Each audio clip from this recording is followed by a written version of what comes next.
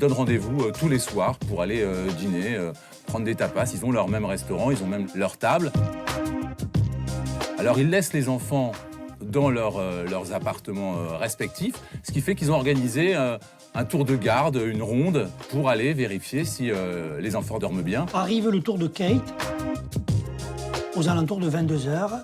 Elle commence par aller voir, c'est l'appartement 5A qui est au rez-de-chaussée, celui qu'ils occupent depuis qu'ils sont arrivés à Praia da Luz. Elle passe par la piscine, donc le chemin le plus rapide, le plus direct.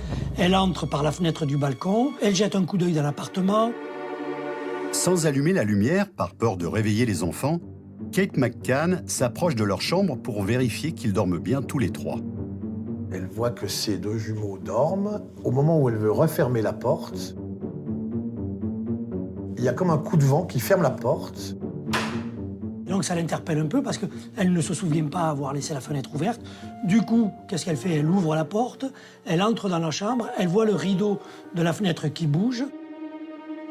Et elle se dit, mais comment ça se fait? On n'a pas laissé la fenêtre ouverte, alors que là, elle la découvre grande ouverte. Et c'est là qu'elle s'aperçoit, elle regarde et elle s'aperçoit que la petite Maddie n'est plus là, qu'elle a disparu. Le lit de Maddie est à moitié ouvert. Son ours en peluche posé sur l'oreiller, mais la petite fille n'est plus là.